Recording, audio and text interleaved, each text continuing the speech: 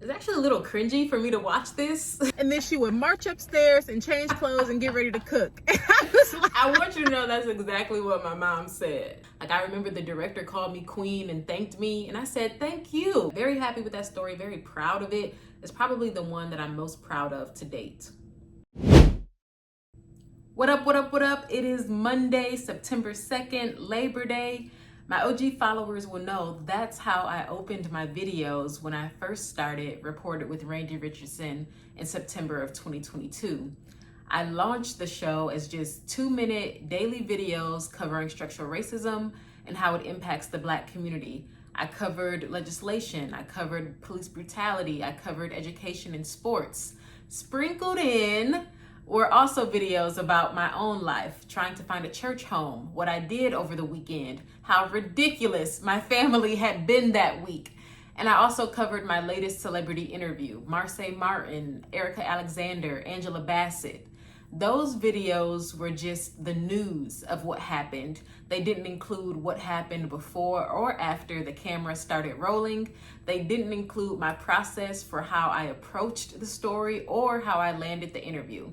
There's actually a lot of background that didn't make the cut until now. I'm going to rewatch a handful of my most popular videos and share all the details that didn't make the cut. Some of you may be seeing these archives for the first time. Some of you may be seeing them for the 100th time, but you all will be hearing my commentary about it for the first time. So let me get my computer so I can watch them back as I talk.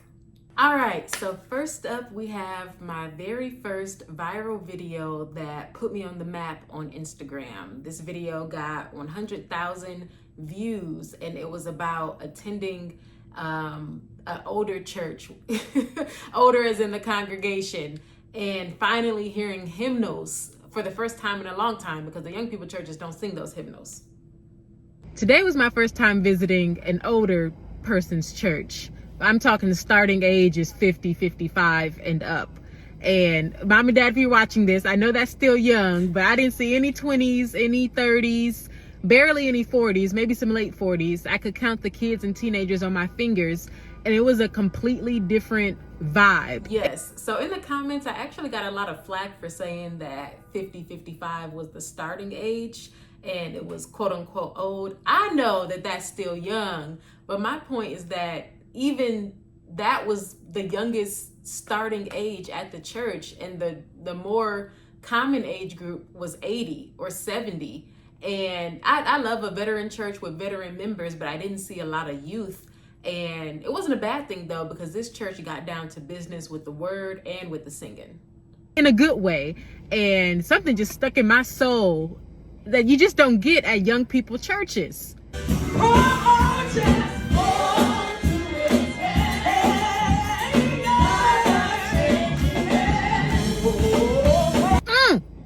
The young folks just don't sing like that. The young churches they don't play songs like that anymore. Hold On to His Hand is my favorite hymnal. I did not know they were going to sing it that day. And when it started up and they sat down, them singing sopranos and brought the altos out, which is exactly what you need for that song. And it was just speaking to my heart. I mean, it hit, I say it in the video, hold on. And that song went all the way to the bottom of my spirit and pulled all the way through, up and out, everything that I had kind of been feeling tightly wound up about. So I'm just feeling released and restored. And just that song alone, they sang like 4 or 5 other ones equally as a hymn. That's what it was, a hymnal, basically.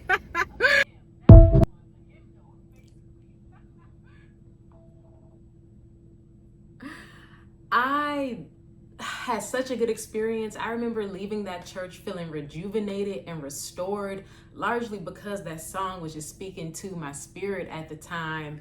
And I was so fired up. I left and sat in my car to go. And I was like, wait, I need to record this because I don't think other people fully understand when I'm trying to communicate. No, but I want a hymnal.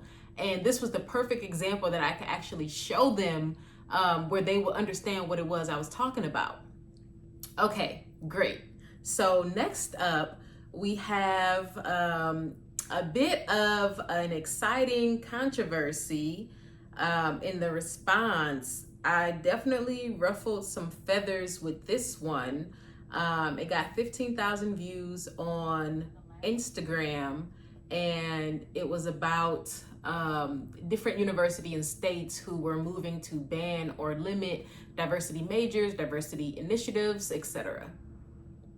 In the last week, 2 states and 2 universities have moved to ban diversity in higher education in some capacity. Florida State Representative Alex Andrade introduced this bill February 21st. It would remove majors and minors that cover intersectionality, critical race theory, and gender studies from public universities, and ban spending on related programs and activities.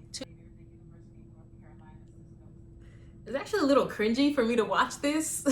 I know I was trying to be unbiased, but I just sound so dry and robotic, and thank goodness I have learned new skills of delivery since then, but I almost want to skip ahead. But okay, I promise, play it all. I'm gonna play it, even if it is a little cringy for me.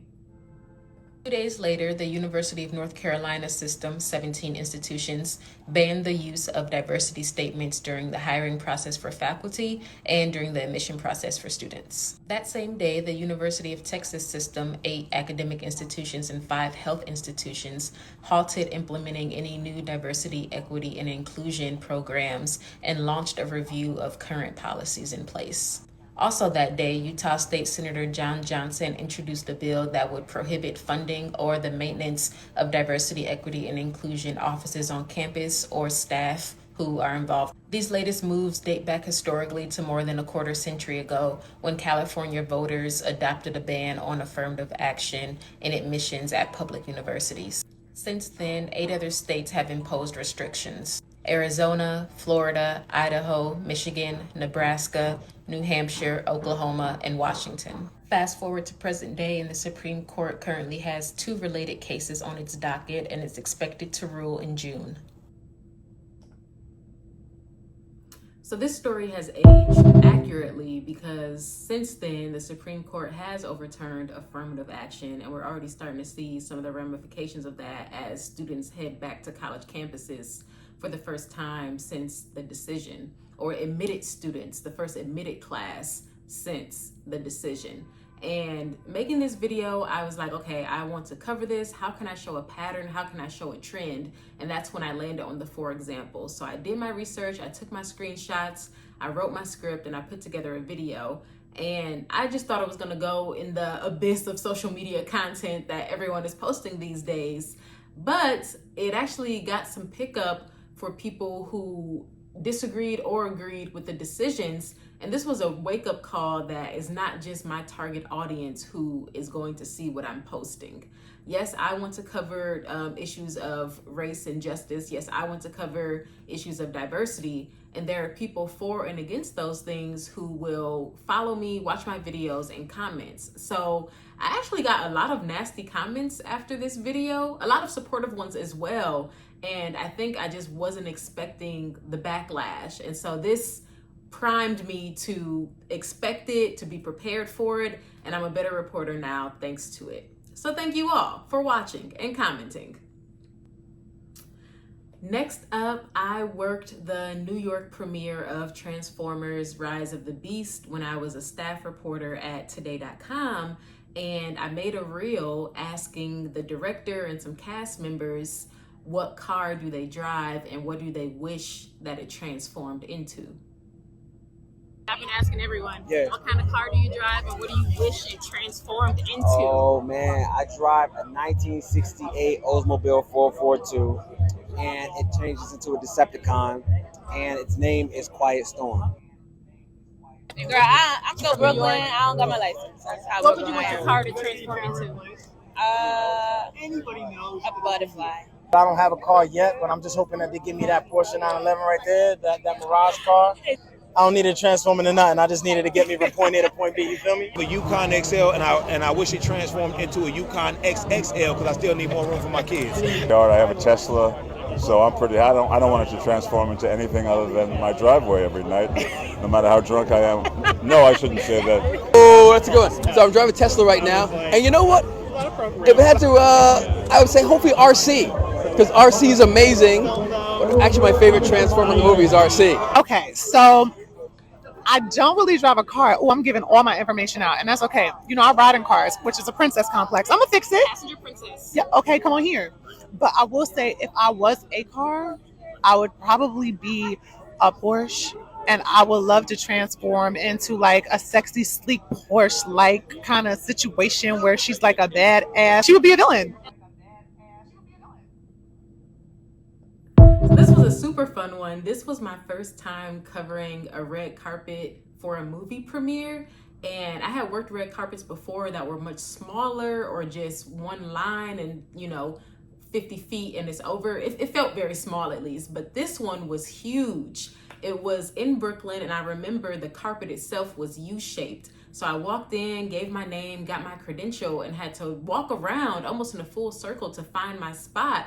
But that flow of traffic is now my new preference because everyone could fit in. It was great. And I remember I was the third reporter in line for off-camera interviews, and I was also the first Black reporter in line. So when the talent would see me, we would lock eyes and I would just see their faces light up because they saw it was me who was going to interview them. And they all just had such great energy, as you just saw. Like, I remember the director called me queen and thanked me, and I said, thank you. And MJ came up talking about passenger princesses and whatnot. And it was just all around a good experience. Ironically, I went there thinking that I was going to do 3 or 4 stories, but we only ended up writing 1.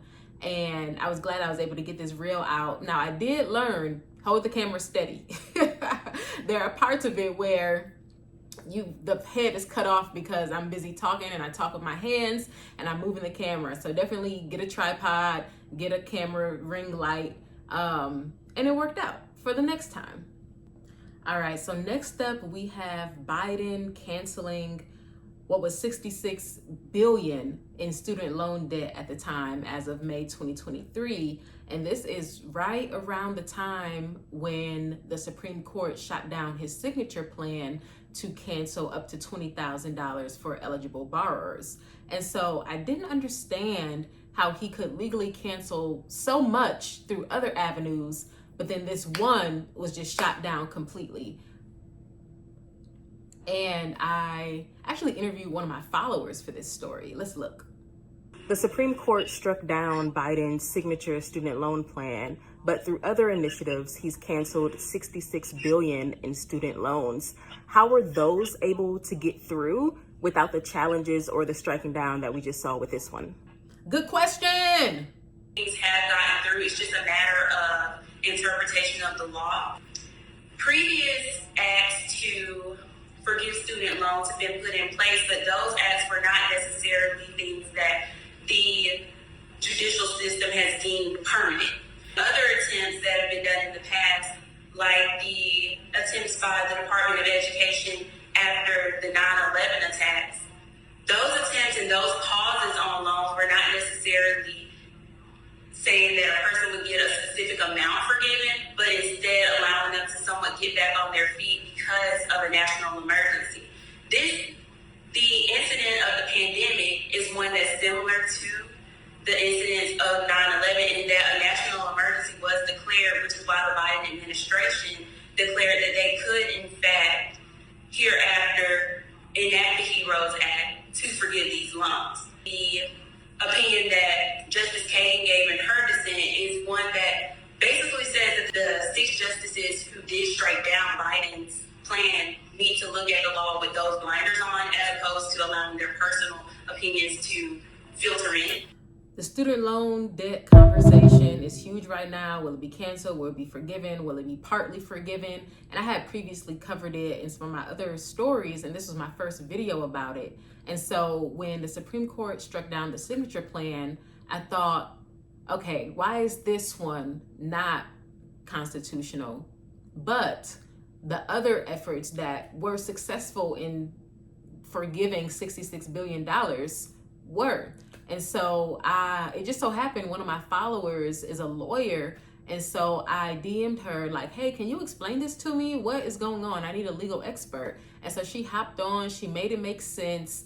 and actually had her back for another video, which is the next one that we'll talk about. So yes, follow me. You may end up on the show. I need to interview people. I want to interview people, and you might just be that person. Okay, next up is another one with Miss Kelly Barber. What the argument stemmed from, which was initially, as you said, him parking that boat, it then brings in a question of whether or not it was racially motivated. We actually had that victim, that co-captain, back in our office conducting additional interviews with him. And of course, we count on what he said. We believe what he's saying. And what he's saying is that he does not believe it was racially motivated. Knowing that racial slurs were used during the brawl, that the attackers were white and that the victim was black. This is constitutional.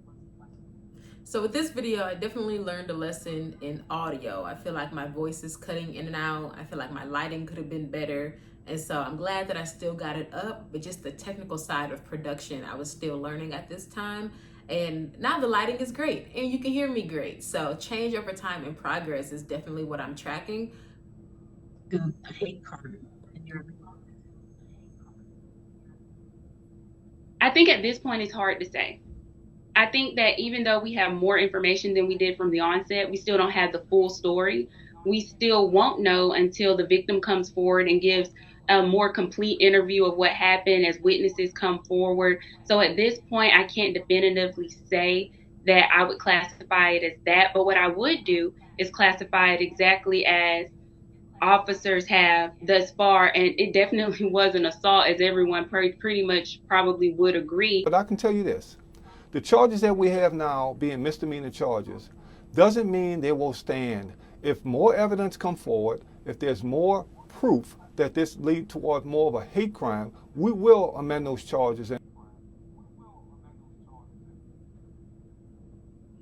Yes, so the Montgomery Brawl was breaking news at the time, and it was an evolving situation where the language I used really mattered from what it started as to what it escalated as. So I had to intentionally frame it so that it was accurate and also informative, and especially because it involved race. And so I decided the best path forward was to try to get an original interview, which was Kelly Barber, so that it's not me speaking or giving an opinion, but a legal expert. I also wanted to hear directly from law enforcement.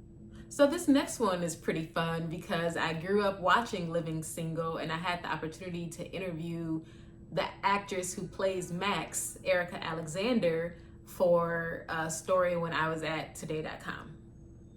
And she dropped this gem.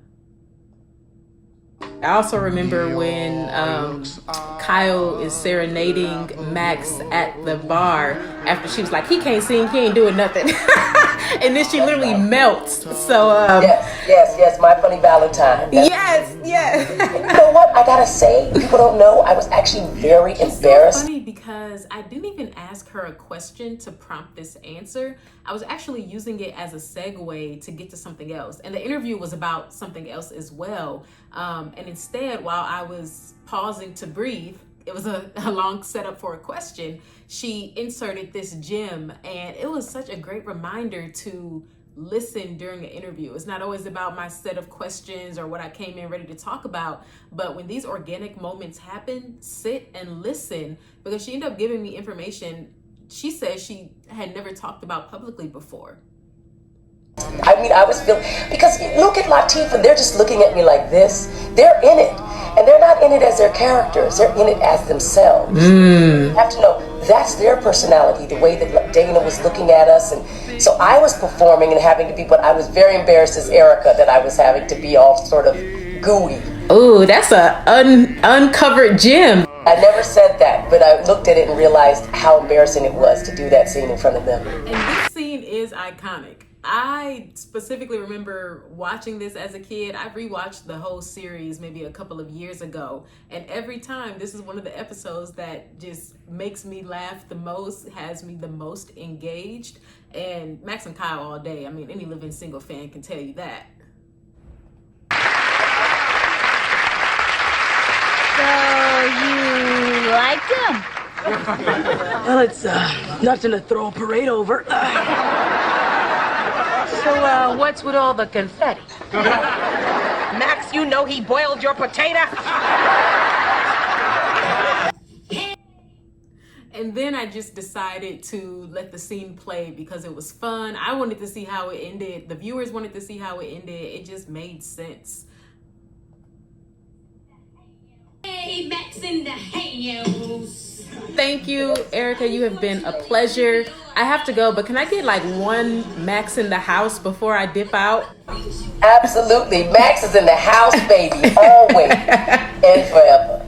Love you. Thank you. For me, because her signature entrance on the show was Max in the house.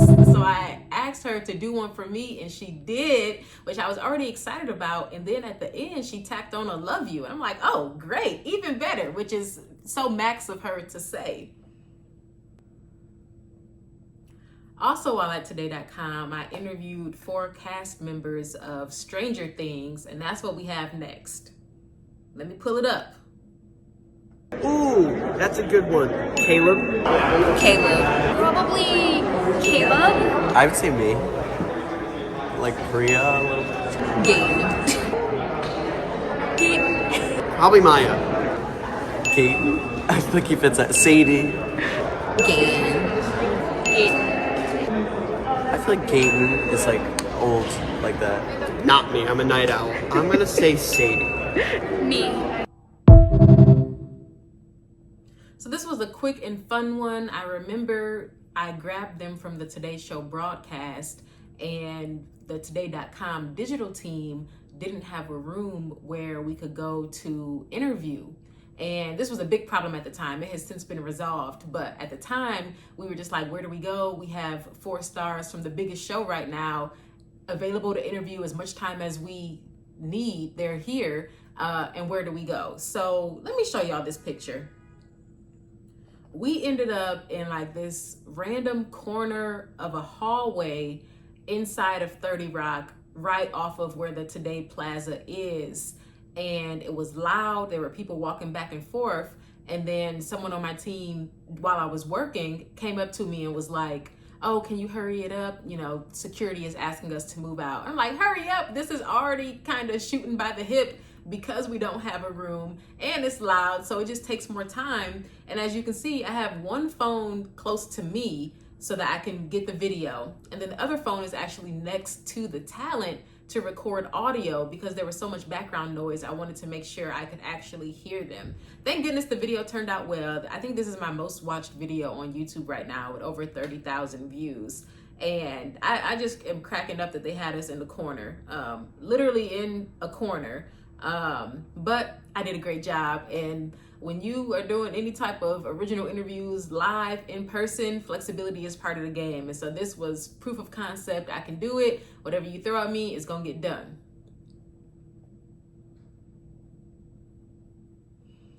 All right. The same token, we have Marsai Martin, which we're gonna look at now. I have to ask, the people want to know, will Diane enroll at Cal U and join the Grownish cast? Well, I don't know. I wish I knew. Look, that's not a question for me. That's probably a question for Kenya. Or are you open to the idea? Am I open? We gonna have to talk about it. Okay. I am busy, but we gonna have to figure something out because I know for sure Diane probably needs to come back. Absolutely. Yes. So with Marsai, she was lovely. It was very straightforward. And I really don't have a lot to say about this one, but this is also one of my most watched clips on YouTube, which is pretty exciting. All right, so moving right along, we have a little family story from me. Yeah, let's watch. My mom asked me to go to the grocery store, and I said, no thank you, I'm too tired. I flashed back to childhood. First off, can we just acknowledge how popping my hair is? I'm so glad I had a great hair day that day. I think I was going to a concert, and before going, I just shot this video real quick, and I just look adorable. Yay. Childhood. This is how grocery shopping happened in the Richardson house. My mom would go grocery shopping, me and my sister would be at home, and my dad would still be at work. My mom would come home with all the groceries and say, girls, take the groceries in. My sister would then beeline it upstairs to our bathroom and have to use the bathroom for the entire duration. My mom would beeline it upstairs to change clothes after a long day of work. She's earned it. So that left little Randy to bring in all the groceries. Not only bring them in, but put them all away, as you know. One day I was fed up because I was bringing in all this stuff for 4 people, groceries for 4 for the week by myself. So I remember clearly one day I asked my mom, you not gonna help me? Not gonna help? I picked them up 4 times just to get them here.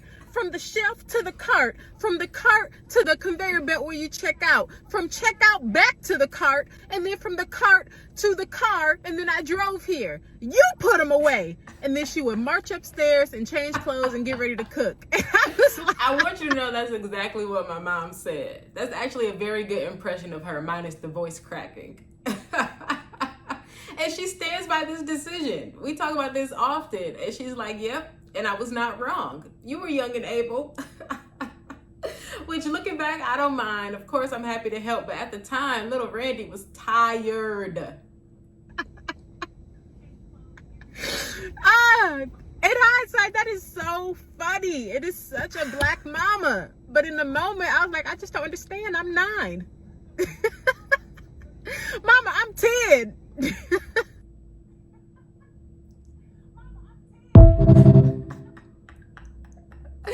Yeah, so that was just a fun one. It got, I think, 40,000 views on Instagram. I just randomly thought of that story. I had recently been grocery shopping and I decided to tell what happened when I was a kid, because now that I live alone in New York, I am always taking in all the groceries. It's always my responsibility. And this moment really primed me to be ready for that. All right, we have a fun one next. Usher, baby. Usher. I interviewed him in November when I was still at today.com, and at the BET Awards more recently, he said something that he had first told me in an interview. And I was like, wait a second, what? Let me replay it. So I knew I had to do a video about it. Getting here has definitely not been easy, but it has been worth it. Usher's acceptance speech for his BET Lifetime Achievement Award, June 30th, reminded me of something he said when I interviewed him last year. Already I'm excited because you can see how much more flow my delivery has now. And I've become a stronger reporter, which is great because my dream is to be on air doing reporting. And this clip is a great example that I have the chops.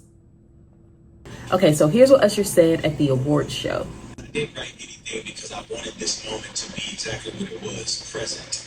In this moment, how I am feeling and the appreciation that I have for each and every person that had anything to do with this moment tonight, as well as the 30-plus year career that I celebrate. In our interview, Usher told me about being present while also doing his recent Las Vegas residency, his Super Bowl performance, and his latest album, Coming Home. He told me, what you've done in the past has obviously brought you to this place. Where you're going to go is a product of how you choose to spend the moments that you have presently. I've worked really, really hard for 30 years, a celebration of passion of an 11-year-old kid who just believed in something that nobody else saw and stayed committed to that. It's led to an amazing journey. I am looking forward to him being present on his tour. I'm going to one of the Brooklyn shows. Let me start listening and re-listening to his discography right now. Yes, so I am going to one of his September Brooklyn shows, and I definitely still have been listening to the discography, studying, so I can sing along and enjoy every single moment. And when I look at this video, I think of when I initially interviewed him, and it was funny because he had an entourage of like 20 people, and the room that I entered was rectangular shaped the long way, and he was all the way at the end standing facing a corner. And I'm like, Usher, why you got your nose in the corner? It was so odd. So I walk in and I have to cross this long room, and on the way I ask his publicist, hey, how much time do I have? And she said 6 minutes. And I go, that's oddly specific. They usually just say 5 minutes or 10 minutes. She goes, well, you know, you got an extra minute for that red coat. I was like, oh, okay, well, thank you. So I cross over and I say, Usher Raymond, and he turns around. I offer my hand and I say, Randi Richardson, nice to meet you. So he escorts me on where to sit, and we get started with the interview. And I tell you what, it was as if it was just him and I in the room. When he says present in the moment, he was present.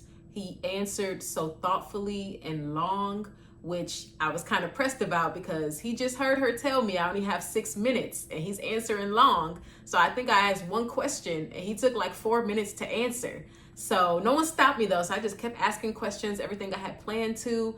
And he was so genuine, charming, of course. It is Usher. And so we ended and it was 13 minutes. And I thanked him for staying over. He was like, yeah, no problem. And I did ask him for a picture, which is how I got this one. And, you know, we actually both look pretty crusty in this picture to me, but it's the only one I have, so I'm gonna show it off.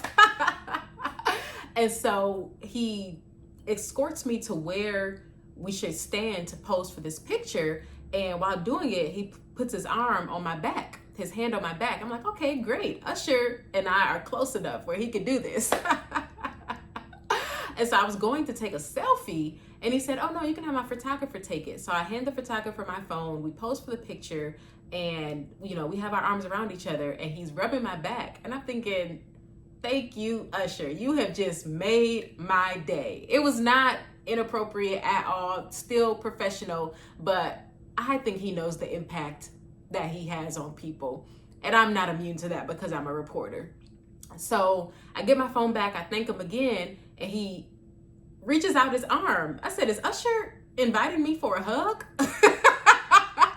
So we hug very briefly. He does the back rub thing again, briefly, high up, and I walk out. And that is my party trick. Whenever some type of interview or best story comes up, I say Usher, and it usually wins every time.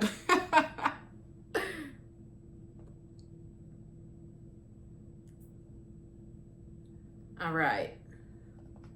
So this next one was actually tied to the Olympics, and I have been wanting to tell this story for a long time and just needed an entry point to make it happen, and it finally came.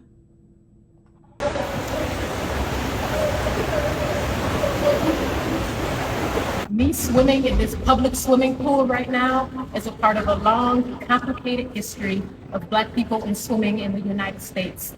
I spent a month reporting and writing a detailed article to start recording in the pool. The lifeguard said, hey, you can't record here. It's against the rules. There's a sign posted. So me and my friend negotiated to just record one video and, you know, be done. And so thankfully we stretched that out to like 10 or 12, just getting footage of me in the water, because I wanted it to have a strong opening, because in this social media era, I'm trying to figure out how do I stop those thumbs from scrolling.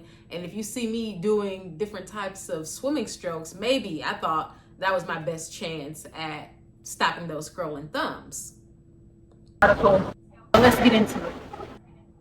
The stats say 37% of Black adults do not know how to swim, and 64% of African American children have little to no swimming ability. The 5 to 19 age range is 6 times more likely to drown in a swimming pool than their Caucasian peers. I'm smiling because I was very excited about these graphics. It was my first time really making a graphic on my own, and they just turned out so well. They look good, they're clear. But let me put y'all on game, because these stats do not tell the full story. The 3 experts I spoke to said access to swimming pools directly correlates to whether Black people swim. But Ayana Raku's 2022 dissertation on the history of Black people in swimming in the U.S. found that there has been a concerted effort to keep Black people away from U.S. swimming spaces dating back to slavery. Raku told me back in the 1400s, voyagers from countries like Portugal and Spain traveled to African countries to observe the people they intended to enslave. She said the travelers saw Black people swimming, diving, fishing, boating, and otherwise using the water as an economy. Raku said Europeans had no awareness of the water and were not good swimmers at the time, so they saw the skill as a threat as they began capturing people. To minimize the threat, Raku told me slave owners instructed their captives to stay away from the water. The water is dangerous. We want you away from it so that you cannot use it in the way you've been taught to use it. So that's really where you see in that 400-year span, the disconnect. So this was new information to me because I hadn't previously known this, and I consider myself someone who has a good working knowledge of Black history. Of course, there's always more to learn, but I thought I would have known something like this, but I had never heard it before. And so it was a big deal to have this published in a story at a major news outlet. And even when reporting out the story and trying to find people to interview, I was reminded that whatever story I'm doing, there's somebody who has a PhD on it. So hit them up because they want to be able to talk about their research. And I need an expert to talk to those things. And so I reached out to the two forefront leaders on this particular topic, and neither of them replied. I sent the follow-up. Neither of them responded to that either.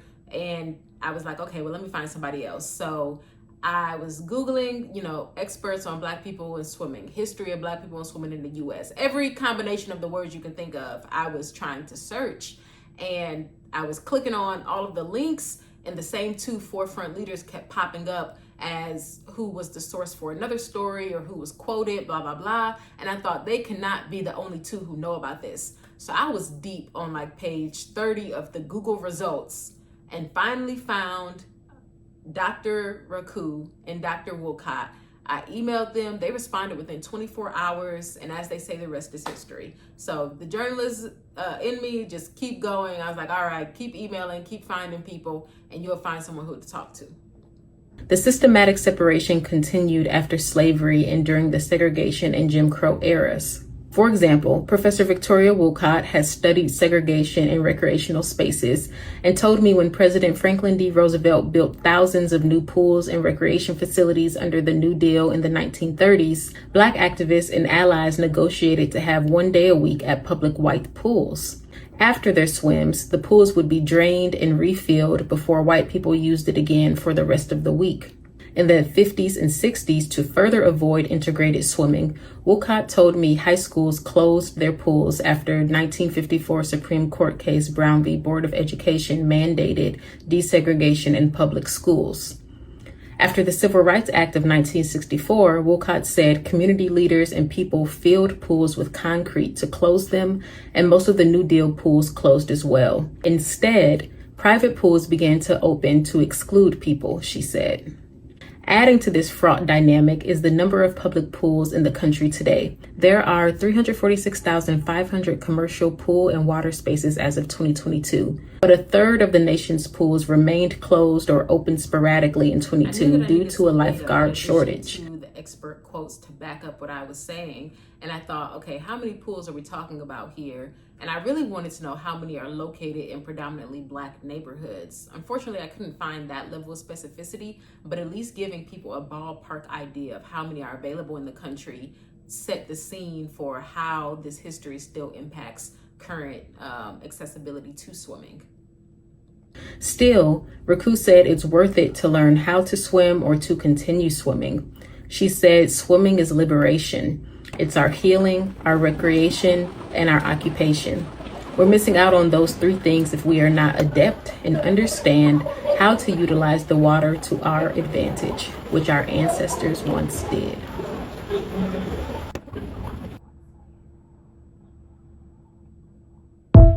I thought this was such a beautiful quote to end on, and more footage of me swimming to end on. I thought my backstroke was pretty terrible, so I wasn't going to include it. And my sister goes, no, that's part of the story. You don't have to be perfect to swim. So I included it, and it just complemented the quote so well. So yeah, very happy with that story, very proud of it. It's probably the one that I'm most proud of to date.